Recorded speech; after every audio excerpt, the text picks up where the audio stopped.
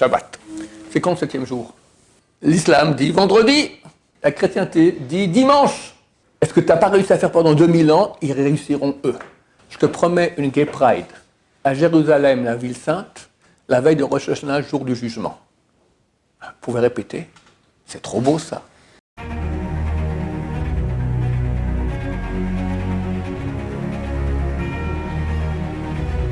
Ce shiur est dédié pour l'élévation de l'âme de Colette Chana Bat Odette Zerdouda Zecher Tzedek Livracha.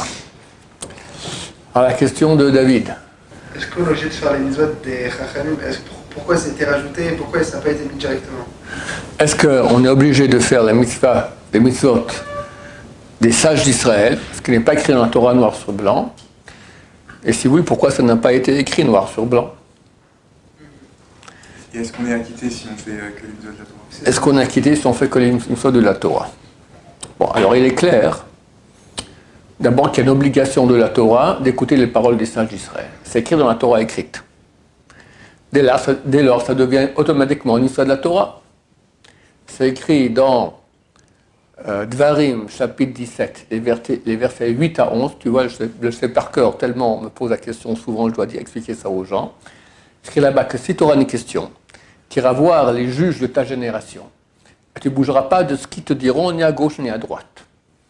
De là, on déduit beaucoup de choses. Les juges, ce n'est pas le juge qui a un chapeau de juge et qui tape avec un marteau sur un juge. On parle maintenant de celui qui va juger vers quelle direction doit aller la génération. Ce sont les grands d'Israël. Et tu ne bougeras pas, tu iras voir les juges de ta génération. Ça veut dire, je ne peux pas dire tout à coup comme il y en a qui disent d'ailleurs, moi je fais comme le Rambam. D'accord? Quoi comme le Rambam?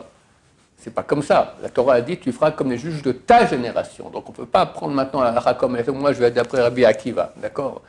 Il était bien plus grand que le rabbin qui est aujourd'hui, donc moi je le suis. C'est interdit de faire ça. C'est marqué, tu iras voir les rabbins de ta génération.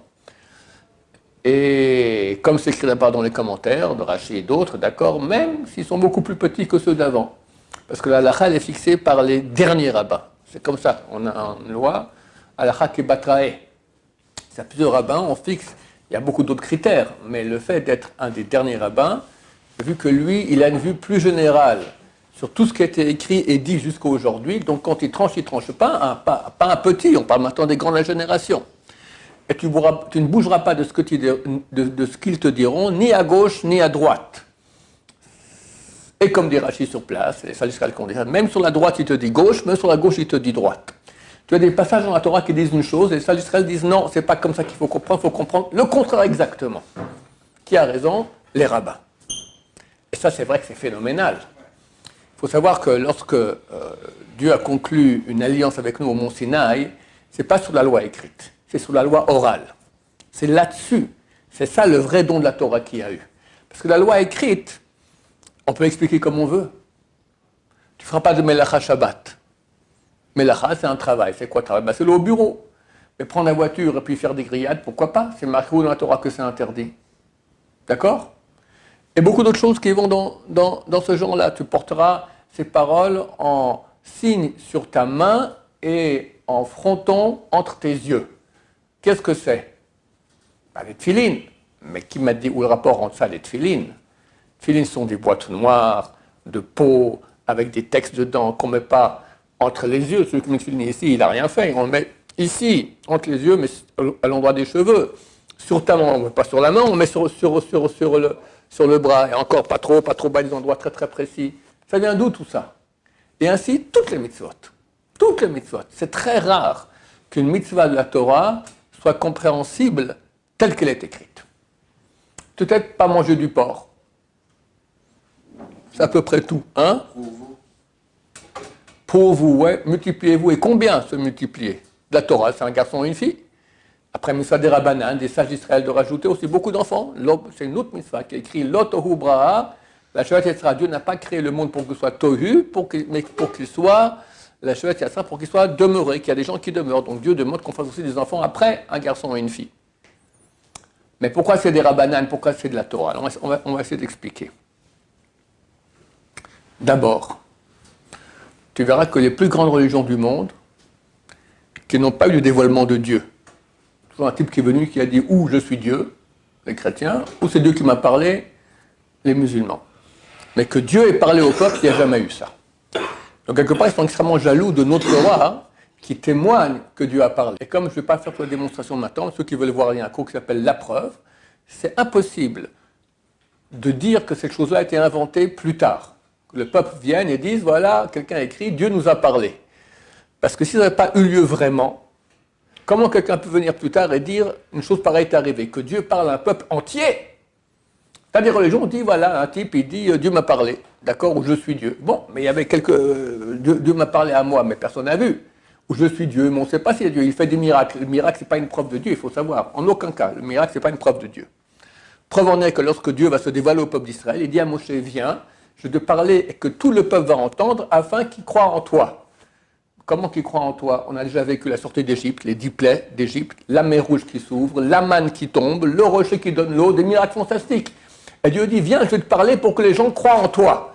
C'est-à-dire que tout ce qui s'est fait auparavant, ce n'est pas suffisant. Pourquoi? Parce qu'on peut faire des miracles avec les forces du mal. Les forces du mal peuvent faire des miracles fantastiques, des grands miracles. Ce n'est pas une preuve, c'est pas une preuve. Donc ces religions sont jalouses que nous, on a un fait qu'eux n'ont pas. Dieu a parlé au peuple entier. Chose qu'on n'aurait pas pu inventer plus tard. Comme je dis, parce que personne n'aurait cru. Quelqu'un vient et nous dit maintenant, alors, admettons que Dieu n'a jamais parlé au peuple d'Israël, puis lui il raconte maintenant, il se dit, voilà, j'ai le livre de la Torah de notre religion, là-bas c'est écrit que Dieu a parlé au peuple entier. Je dis, mais on n'est pas au courant. T'appelles ton père, t'appelles ton grand-père, t'appelles ton arrière-grand-père, dis papa, t'étais au courant? Une chose pareille que Dieu s'est dévoilé au peuple entier, il dit, non, on n'est pas au courant. On ne va pas le croire. Une chose pareille, c'est une chose qui ne s'oublie pas. Or, c'est écrit chez nous, donc forcément, ça a eu lieu. Donc, eux sont jaloux. Qu'est-ce qu'ils vont faire? Ils vont prendre la Torah, l'expliquer à leur façon. Ça veut dire qu'on peut expliquer la Torah comme on veut. On peut être chrétien, on peut être musulman, on peut être... Il y a toutes sortes. Tu as eu au moins 20 mouvements dans l'histoire du peuple juif qui ont expliqué la Torah différemment. J'avais un oncle, il m'a dit qu'il avait, c'était encore je crois au Liban, il avait un copain, il lui disait, amène-moi un verre de vin, il buvait du vin, il commençait à expliquer la Torah comme il voulait, pas un rabbin, pas rien, voilà, ben, il y a de tout, d'accord. Comment on peut savoir si c'est la nôtre la vraie? Comment savoir que c'est la nôtre la vraie? Alors, je vais d'abord expliquer pourquoi il fallait que ça soit oral et comment on sait que c'est nous qui avons raison. Pourquoi Dieu n'a-t-il pas tout écrit clairement, comme on a aujourd'hui un Kissur Shulchan Aruch, un raccourci de Shulchan Aruch avec toutes les lois comme il faut bien, que Dieu mette tout cela par écrit. Il n'y a pas de question. La loi écrite, c'est que les titres, les gros titres. Tu feras Shabbat. Shabbat, pas de Melacha. C'est quoi le Melacha? On ne te dit pas. Et c'est extrêmement grave, parce que Shabbat, c'est une des mitzvot les plus graves de toute la Torah. Beaucoup plus que pas de manger de porc, ou plus que Kippour, ou que Shabbat, c'est super, super important. Tu m'expliques même pas ce que c'est, une Melacha. Tu ne fais pas de Melacha. Mais c'est quoi le Melacha? Il dit, moi j'ai le gros titre. Tu vas voir les sages d'Israël et t'expliqueront. Et comme ça, c'est toute la Torah écrite, que les gros titres. Pourquoi que Dieu écrive le gros titre, et après tout l'article, que tout soit écrit dans le moins de petits détails? Qu'est-ce qui serait passé? Les autres religions auraient pris cela aussi et dit, ben, c'est nous. C'est nous. Un on dit c'est Mohammed, l'autre on dit c'est, je ne veux même pas dire son nom parce que c'est une idole, c'est l'idole des chrétiens, d'accord? C'est eux qui ont donné ça. Tu me diras, ben, c'est pas grave, alors que tout le monde pratique la Torah, où est le problème? Ils allaient modifier. Je donne un exemple maintenant. C'est marqué le 7e jour, tu ne feras pas de Melacha. Shabbat. C'est quand le 7e jour? L'islam dit vendredi. La chrétienté dit dimanche. Va leur prouver qu'ils ont tort. Comment tu peux faire ça? Comment tu peux faire ça? Il dit non, c'est ça le 7e jour. Admettons que la Torah est écrite complètement, de A à Z. Ils peuvent toujours modifier. Et dire non, c'est comme nous on dit et pas comme vous dites. Parce qu'il y aura toujours des choses qui ne sont pas... Comme par exemple le jour. Là, c'est quoi le 7e jour? D'accord, tu ne sais pas. Donc qu'est-ce qu'il a fait Dieu? Il a dit, je ne donne pas la loi orale. Je donne que la loi écrite. Je transmets oralement la loi orale aux sages d'Israël. Eux la transmettront. Et ceux qui n'ont pas cette loi orale, eh ben, c'est une preuve comme quoi ils ont pas reçu la Torah. C'est pour ça que et l'islam et la chrétienté, ils ne connaissent pas l'explication de la loi écrite. Ils n'en ont pas. Nous, on en a une. Attends, tu poses la question, mais qui me dit que c'est la vraie? tu as raison, parce qu'il y en a beaucoup chez les Juifs eux-mêmes aussi, il y a eu 20 mouvements qui ont voulu expliquer autrement. La réponse, elle est très simple. Si Dieu, maintenant, il ordonne d'écouter les rabbins de chaque génération, d'abord, c'est certain qu'il y a une hashgacha, comme on dit, que Dieu garde son peuple. Fais attention que ça aille dans le sens qu'il veut. Et tu vois que tous ceux qui n'ont pas écouté les rabbins traditionnels que nous écoutons, tous ces mouvements, ils sont où? Disparus. Personne ne va dire aujourd'hui, les chrétiens, c'est le peuple d'Israël. Il n'y a que eux qui disent ça. Ils disent que nous, on est le corps d'Israël, eux, ils sont l'âme d'Israël. D'accord? Mais bon, quand on parle d'Israël, on parle de nous, c'est clair. Preuve en est, chez les chrétiens, c'est écrit, ils n'aiment pas que je dise ça, mais ça a été écrit noir sur blanc. Chaque fois après quelqu'un m'écrit non, mais c'est. Alors, ils ont changé d'avis. Mais en tout cas, au début du mouvement sioniste, en 1895, il y a eu le premier congrès sioniste mondial à Bâle, avec Theodor Herzl. À l'époque, les chrétiens ont dit, il est impossible, d'après les prophéties de leur idole, que le peuple d'Israël cesse d'être en exil et revienne en Israël avec comme capitale Jérusalem. Impossible! C'est pour ça que jusqu'à aujourd'hui, ils ne connaissent pas Jérusalem comme notre capitale, parce que s'ils le font, toute leur Torah, elle est à la poubelle, d'accord? Mais bon, il faut ouvrir les yeux, d'accord? C'est quand même pas compliqué de voir que oui. Donc, aujourd'hui, où on voit qu'on est le vrai Israël, que les prophéties du retour en Israël sont réalisées par nous, on ne peut pas dire qu'il y a un autre peuple d'Israël. D'accord? Tu as par exemple un mouvement qui s'appelait les Karaïtes. À l'époque de Maïmonide, ils étaient extrêmement nombreux. Et Maïmonide s'est beaucoup battu contre eux. Eux, on dit, on prend que la loi écrite, pas la loi orale. Qu'est-ce qui reste d'eux? Il y a encore 2-3 églises, comme on appelle ça, des églises karaïtes, par-ci, par-là. Mais bon, c'est clair que ce n'est pas le monde de la Torah, ce n'est pas le monde juif, ce n'est pas la religion juive. C'est tout à fait négligeable. Tout, comme les chrétiens aussi, qui étaient un mouvement juif à la base. Comme ça, tu en as au moins une vingtaine de mouvements durant l'histoire. Il y avait Tzdokim à l'époque, on voit dans le Talmud, ils étaient en bagarre sans cesse avec le peuple d'Israël, d'accord? Toutes sortes de mouvements qui ont dit, nous on fait la Torah de notre façon. Et tu vois que tous sont disparus. Le seul qui a continué et le seul sur qui s'est réalisé les prophéties de fin de temps qui sont écrites dans la Torah, que le peuple d'Israël sera en exil, et il sera expulsé d'un pays à l'autre sans cesse, ils vont souffrir sans cesse, à la fin il revient en terre d'Israël, la terre d'Israël qui a été aride, elle donne ses fruits, et après il y a les villes détruites seront rebâties, et après Dieu va asperger sur nous de l'eau purificatrice, et le peuple commence à faire tchouva. Dieu va envoyer sur nous de l'eau qui va nous purifier et il va changer, comme ça dit le prophète, Yecheskel 36, il va changer notre cœur de pierre en cœur de chair, afin que vous allez dans mes mitzvot, comme ça c'est écrit là-bas dans le prophète. Tu vois que le peuple d'Israël est en train de faire tchouva. Tu sais combien il y avait de balais de tchouva avant la Shoah? 0. Après la Shoah, pas plus. Ça a commencé il y a une quarantaine d'années, tu vois qu'il y en a plus. Et maintenant, tu comprends ce qui s'est passé la semaine passée ici en Israël? La révolution qui se passe dans une école non religieuse, anti-religieuse israélienne, comme les écoles occidentales qu'il y a en Israël, ce n'est pas un pays non religieux, c'est un pays anti-religieux, d'accord? Un élève a mis le tefillin sur son pupitre, il a 14-15 ans. Le prof lui a dit, enlève ça. Pourquoi? Pas de tefillin ici. Je ne comprends pas, c'est ma vie personnelle, je peux faire ce que je veux, non. Il dit non. Et le type se fait filmer. Le gosse, il a dit, on fait la révolution. Demain, tout le monde vient avec tefillin, tout ça. Il a mis ça sur les réseaux sociaux, c'est la révolution en Israël. Tous les jeunes, révolution extraordinaire. Sans parler du 7 octobre. Presque tous ceux qui étaient otages ont pris sur eux d'être pratiquants. Pas que Agam, comment s'appelait Agam hein? Berger.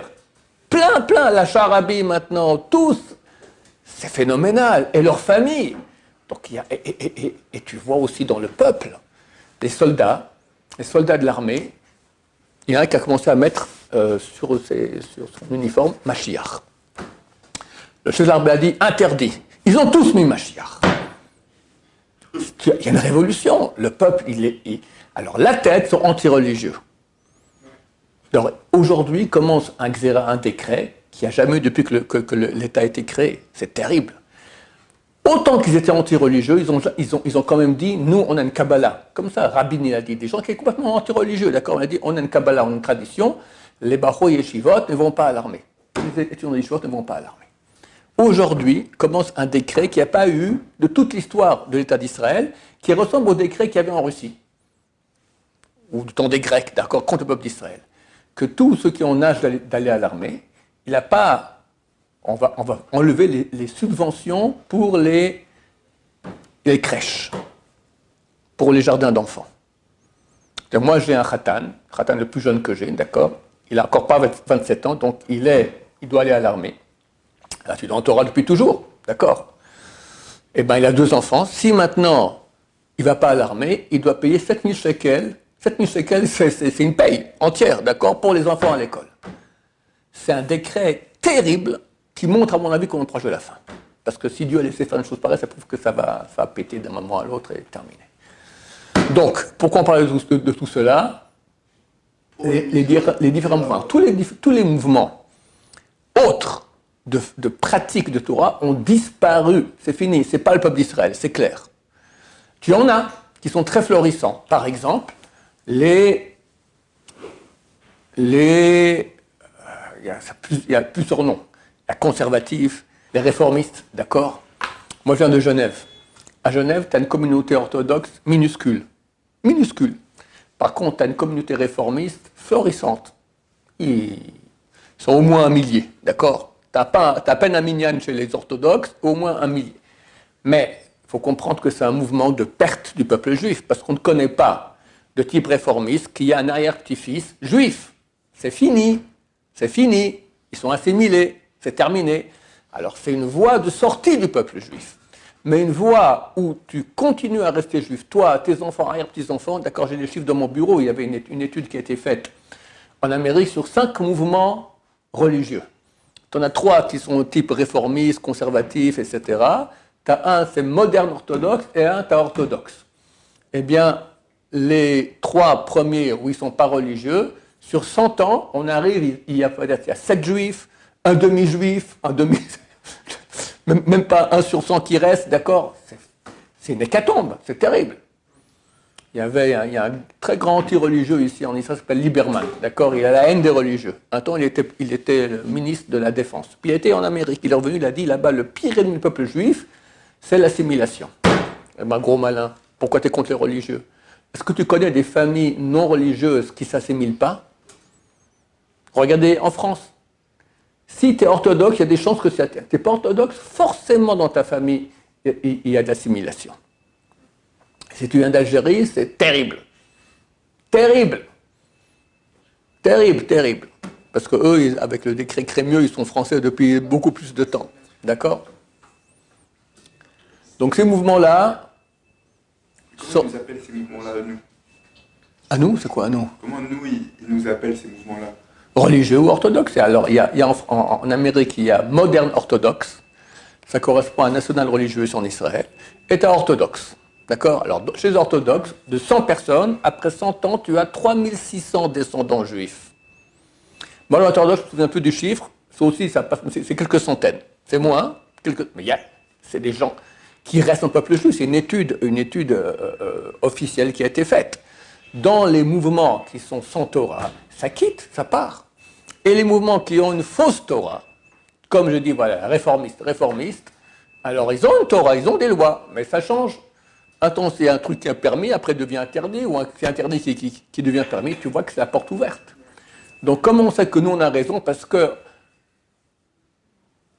la Torah ordonne d'écouter les rabbins. Les rabbins, il n'y en a pas d'autres. Et s'il y a d'autres rabbins qui disent autre chose, tu vois que sur 2000 ans d'histoire, ils ont disparu. On ne peut plus dire que c'est les Juifs.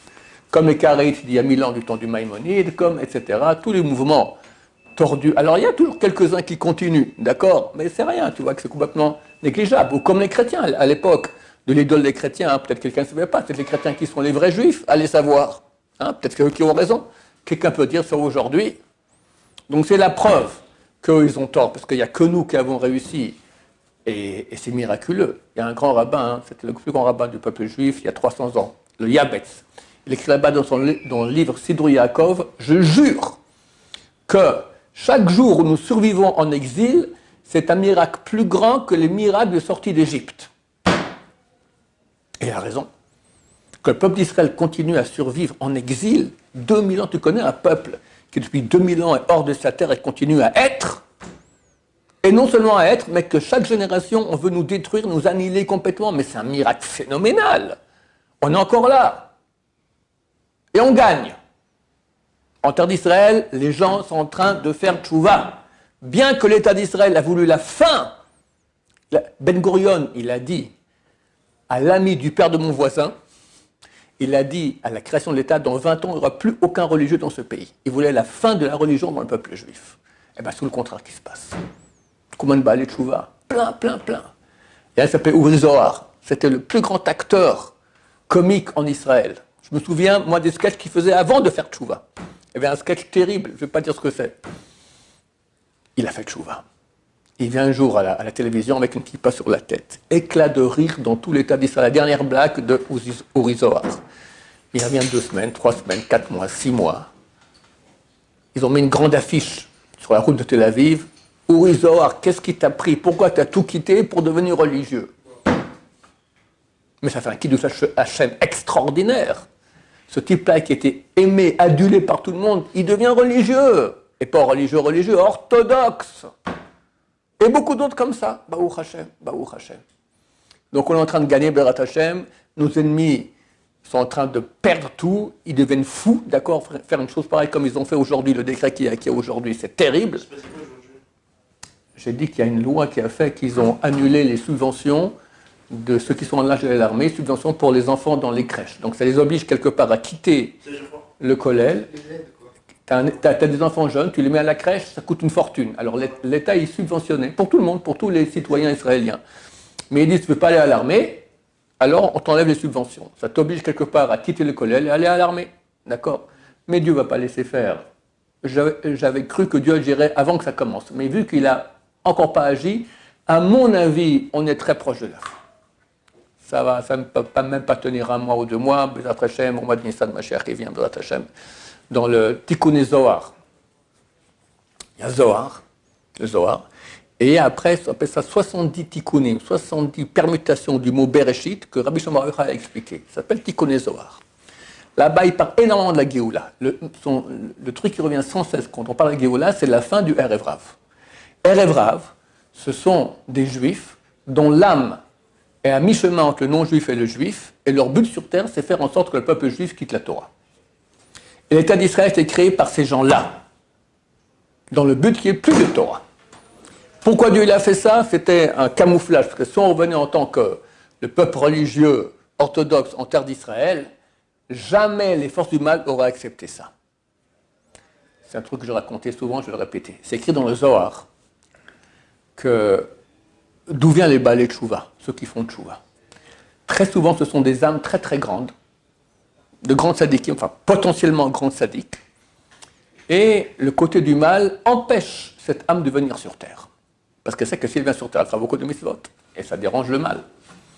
Dieu fait un deal avec les forces du mal, lui dit, écoute, tu ne peux pas l'empêcher de venir sur terre un beau jour. Moi, je te fais une proposition. On va faire naître cette grande âme dans une famille de gens non pratiquants. Et parfois, c'est chaud. Le type, il ne va pas être pratiquant. Il va manger du porc, il va fréquenter des goyotes, il ne va pas faire kippour, il ne va pas faire Shabbat, d'accord? Tu gagnes énormément, parce qu'une petite âme qui fait des péchés, ça vaut beaucoup moins qu'une grande âme qui fait des péchés. Une grande âme qui fait des péchés, ça fait beaucoup de mal. Le côté du mal, ici, il est d'accord, c'est bon. Et l'âme vient sur terre, et elle fait des péchés. Puis un beau jour, c'est une grande âme, elle est sensible à Dieu, elle fait tchouva. Et des fois, elle fait même faire tchouva à ses parents. Et quand elle fait tchouva, tous les péchés sont transformés en mérite. Et comme ça, on a joué un tour aux forces du mal. Ça, c'est écrit dans la Kabbalah. Ce qui s'est passé ici à la fin des temps. Jamais les peuples auraient autorisé le peuple d'Israël à revenir en terre d'Israël en tant que peuple religieux. Ni les peuples, ni le côté du mal. Les peuples, parce que comme c'est écrit dans leur écrit, que jamais une chose pareille peut arriver, les chrétiens disent que le peuple d'Israël est condamné à vivre dans l'exil et l'errance et la souffrance pour l'éternité parce qu'ils ne reconnaissent pas leur idole. Des chrétiens. Comme ça, c'est écrit dans les trucs chrétiens. Donc jamais ils auraient accepté. Qu'est-ce qu'il a fait Dieu? Il a dit au côté négatif, écoute, je te propose une chose pareille. On va ramener les Juifs en terre d'Israël. On va les mettre dans les mains du Erev Rav. Des gens qui sont anti-religieux. Est-ce que tu n'as pas réussi à faire pendant 2000 ans? Ils réussiront eux. Est-ce qu'on a vu une masse du peuple juif non pratiquante comme il y a eu ici en terre d'Israël?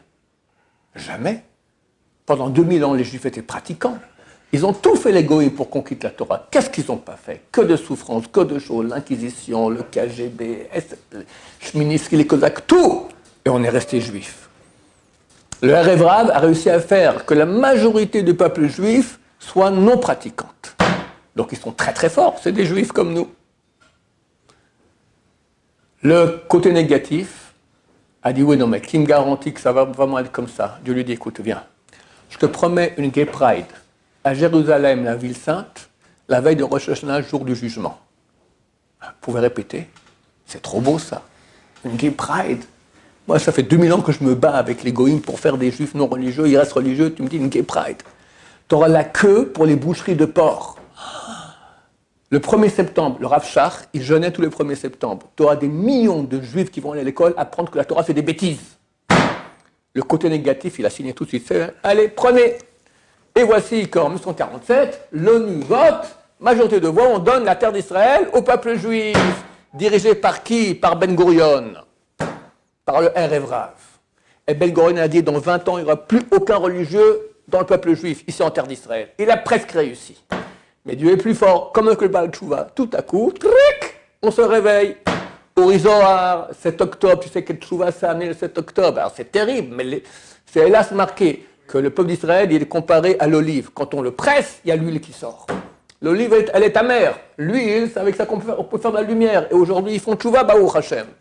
Et la Tshuva, elle va grandir, et Mashiach viendra Hashem, tout le monde reviendra. Et on a joué un beau tour aux forces du mal, qu'on est là en terre d'Israël en tant que peuple religieux qui fait Tshuva. Et actuellement, c'est la révolution des Tfilin. Et ça va continuer, Bezrat Hashem. Baruch Adonai, la Olam, Amen va Amen.